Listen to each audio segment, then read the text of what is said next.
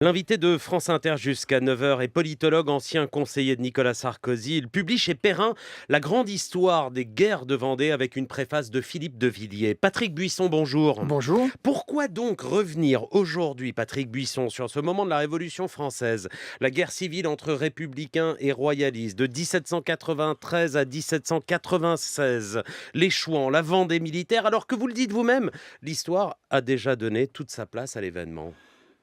Moi, je crois que l'histoire enseigne la vie, qu'elle nous apporte des éléments de réflexion, à condition évidemment de ne pas vouloir transposer nos problématiques actuelles au passé, ce qui est une tendance Vous ne le faites pas, vous. assez récurrente. Non, là, vous voyez, ce qui m'intéresse, c'est l'actualité de la période révolutionnaire. Il n'y a pas que moi. À le ressentir, Jean-Luc Mélenchon, par exemple, en a beaucoup parlé cet été.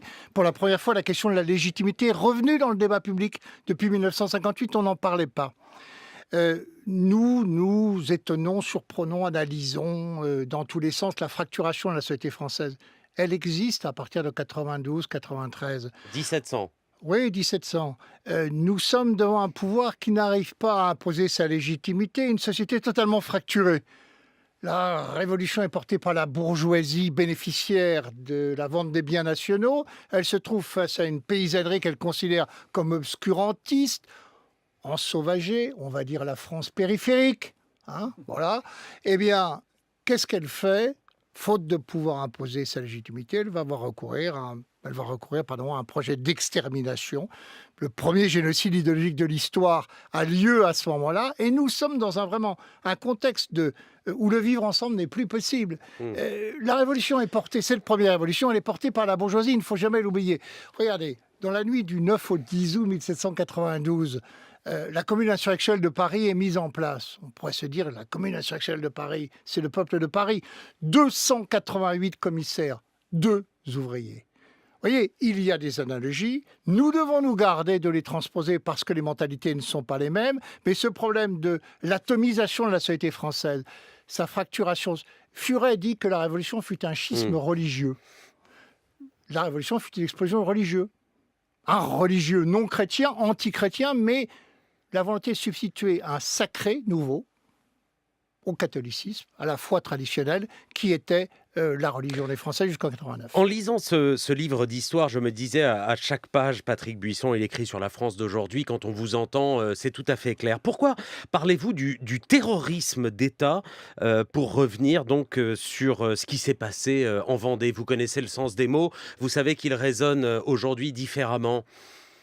Eh bien, oui. Terrorisme d'État. Oui, terrorisme d'État. Vous voyez, moi j'ai été absolument sidéré, mais on est là dans l'ignorance abyssale de l'histoire, de ce qu'a pu dire François Hollande au moment où un prêtre, vous en souvenez, a été égorgé au cours de l'été 2016 en Normandie, en disant quand on s'en prend à un prêtre, on s'en prend à la Révolution.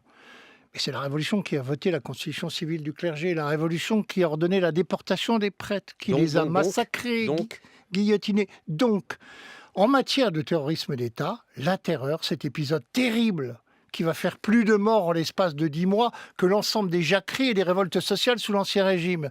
C'est nous qui l'avons monté. C'est nous qui l'avons porté avec les colonnes infernales, le projet d'extermination de la Vendée, les massacres de Carrier à Nantes. Nous avons inventé tout cela. Enfin, le monde a changé depuis, non? Nous sommes, oui, mais la matrice des guerres civiles ne change pas. La France a inventé le terrorisme. Oui. Le terrorisme d'État, oui, bien sûr. Oui, les tribunaux révolutionnaires, il n'y a aucun doute là-dessus. Il n'y a plus un historien pour en douter. D'ailleurs, vous savez, il y a un ouvrage très intéressant qui est paru sur cette question, l'ouvrage de Jacques Villemin, qui montre, en confrontant ce qui est historiquement établi, les ordres de la Convention, du Comité de salut public, et ce qui a été pénalement condamné par les tribunaux ad hoc, depuis qu'on a défini la notion de génocide. Eh bien, c'est exactement ce qui s'est passé en Vendée. Si on prend la jurisprudence du tribunal international sur le Rwanda ou sur l'ex-Yougoslavie, les Vendéens ont été massacrés en tant que tels. Mais Patrick Buisson, quel rapport entre la terreur et le terrorisme d'aujourd'hui? Quel rapport? Si, il y a un rapport, mais il y a un rapport évident, dans la mesure où c'est en France, On est malheureusement, mais c'est coupable comme ça. de ce dont on est victime. Mais si, il y a un rapport évident, dans la mesure où, si vous voulez, ce fut, d'ailleurs Lénine s'y réfère constamment, là, la matrice de toutes les idéologies totalitaires. D'une certaine manière, l'islamisme est une idéologie totalitaire qui reprend ces méthodes qui sont celles de toutes les inquisitions et de tous les fanatismes. Et notre démocratie est née dans ce contexte-là. Il ne faut pas l'oublier. Et le rapport, moi, me paraît aujourd'hui évident. Et je veux dire, on n'a pas attendu 2016 pour qu'on égorge les prêtres en France. L'universalisme Oui. républicain, Patrick Buisson, est une idéologie totalitaire. Ah, je ne parle pas de l'universalisme républicain. Qu'est-ce qu'on Non, parce entend qu'on ne d'ailleurs? comprend pas ce que vous comparez. Vous dites Mais la si, terreur, le bon, moi, je comprends terrorisme. très bien. Et moi, Oui, non, mais expliquez-nous. attendez, On n'est voilà. pas complètement débile non plus, on aimerait comprendre. Voilà, écoutez, vous employez le mot républicain comme beaucoup aujourd'hui, c'est-à-dire c'est un mot abîme. C'est un mot qui permet d'évacuer l'idée de nation. On dissocie la citoyenneté de la nationalité. Vous en faites un mot valise dans lequel on met des principes universels. La République, elle est née d'une chose, elle est portée par une chose en 92 et 93, la nation. D'ailleurs, ils se définissent comme des patriotes. C'est l'élément essentiel. Aujourd'hui, cette dimension du républicanisme est totalement évacuée. Par tout le monde, Mélenchon a essayé de le réintroduire dans la campagne des élections présidentielles. Pour vous, le républicanisme, ça renvoie qu'à des principes abstraits.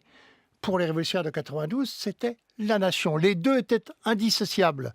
Et aujourd'hui, on parle de république quand on veut évacuer la notion de nation et faire de la France une communauté sans lien communautaire, une nation qui serait en somme la nation de la sortie des nations, c'est-à-dire qu'elle ne se distinguerait plus par rien, ni son patrimoine, ni son histoire. Mais vous jonglez bizarrement, Patrick Buisson, avec les dates et les concepts. Pour décrire un massacre en Vendée, vous avez ce raccourci, vous dites c'est Oradour en Vendée. Comme si les républicains de l'époque étaient comparables aux soldats de la division d'Asreich. Est-ce que là, vous n'êtes pas ailleurs ? Je le dis poliment. Hein. Cher monsieur, vous le dites poliment, mais vous auriez pu lire mon livre, puisque jamais, à aucun moment, je n'emploie cette expression. Alors, on y va. C'est page pas 202. Pas dans l'épilogue, en tout cas. Pas dans mais on y va, l'épilogue. c'est page 202, donc je vais vous le lire tout de suite. Oradour en Vendée, excusez-moi, je vais parler devant le micro, je cherche la page 202. C'est sur le massacre des Lucs sur Boulogne. Oui, c'est une... Oradour en Vendée, voilà. Deuxième paragraphe, 3 derniers mots. Oui, Oradour en Vendée. c'est une figure de style qu'emploient les Vendéens pour parler de ce massacre.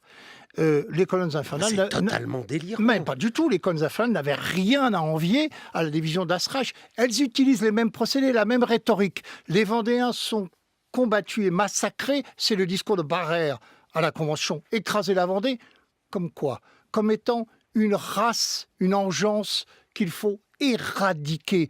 La comparaison avec les animaux, exactement comme pouvaient le faire les nazis, on déshumanise l'adversaire. Ce sont des porcs, il faut les égorger. Là, c'est pas balance ton porc, c'est égorge ton porc. Il y a des centaines de mandements de la Convention et des lettres aux généraux des colonnes infernales qui donnent cet ordre-là. Exactement. Et quand je dis que c'est la matrice de tous les États totalitaires, c'est bien de là dont sont sortis les totalitarismes. À la fois, et le bolchevisme et le nazisme font référence à la Révolution française. Les moments fondateurs de ce qui deviendra la République, c'est l'une des matrices du nazisme, Patrick si vous Buisson. considérez que la terreur est le moment fondateur de la République, je vous laisse cette responsabilité. Ça, moi, il y a évidemment 2 temps dans la Révolution. Cette période d'1 an où effectivement la Convention et le Comité de salut public donnent l'ordre de massacrer les Vendéens, y compris les femmes, le sillon générateur et les enfants pour qu'ils ne se reproduisent pas, c'est évidemment des méthodes que compareront les États totalitaires un siècle et demi plus tard. Bon.